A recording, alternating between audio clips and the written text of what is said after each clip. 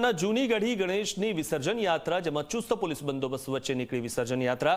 સંવેદનશીલ વિસ્તારમાંથી નીકળતી હોવાથી ચાપતો બંદોબસ્ત ગોઠવાયો હતો. આરએએફ, સીઆરપીએફ, એસઆરપીએફ અને બીએસએફની ટુકડીઓ ખડે પગે રહી. ગણેશના વિસર્જન યાત્રામાં મોટી સંખ્યામાં લોકો જોડાયા હતા.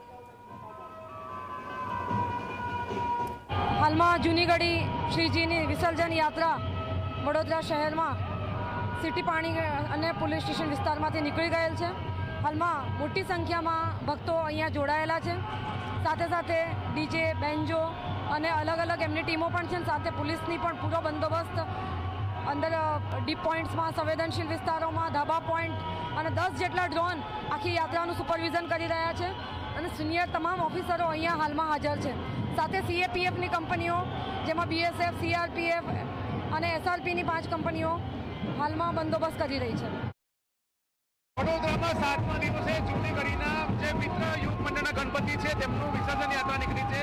આપ જોઈ શકો છો ખૂબ મોટી સંખ્યામાં જે ભક્તો છે ત્યાં વિસર્જન યાત્રામાં જોડાયા છે. જે રીતના જૂની ગઢીના જે ગણેશ છે તે વર્ષોથી અહીંયા તેની સ્થાપના કરવામાં આવે છે અને તેમને આજે વિસર્જન યાત્રા નીકળી છે અને જે વિસર્જન યાત્રા છે તે ચુસ્ત પોલીસ બંદોબસ્ત વચ્ચે નીકળવામાં આવી છે. મહત્વની બાબત છે કે ખૂબ જ સેન્સિટિવ વિસ્તાર છે. સામે તમે જોઈ શકો છો કે જે ધાર્મિક સ્થાન છે અને આસપાસ તમામ લોકો જે રહે છે, બંને જૂથના લોકો, અને તેની વચ્ચેથી આજે યાત્રા છે તે નીકળી રહી છે. અને ખાસ કરીને વાત કરવામાં આવે તો આરએએફ, સીઆરપીએફ, એસઆરપીએફ, બીએસએફ ની અલગ અલગ જે 9 જેટલી કંપનીઓ છે તેમને અહીંયા તૈનાત કરવામાં આવી છે. 3000થી વધારે પોલીસના જવાનો બંદોબસ્તમાં છે, હોમગાર્ડના જવાનો બંદોબસ્તમાં છે અને તમામ લોકો આજે યાત્રામાં જોડાયા છે. ડીજે સાથે વાજતે ગાજતે આજે શ્રીજીની વિસર્જન યાત્રા છે તે નીકળી છે અને આપ જોઈ શકો છો ખૂબ ભવ્ય રીતે આ યાત્રા કાઢવામાં આવી છે. લોકોમાં એક આનંદ છે, હર્ષો ઉલ્લાસ છે. આજે બાપાને લોકો નાસ્તે ગાજતે વિદાય આપી રહ્યા છે.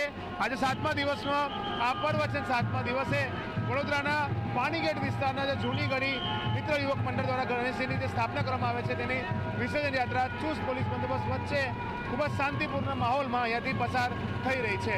કેમેરામેન મુકુંદ દવે સાથે રવિ અગ્રવાલ, સી મીડિયા, વડોદરા.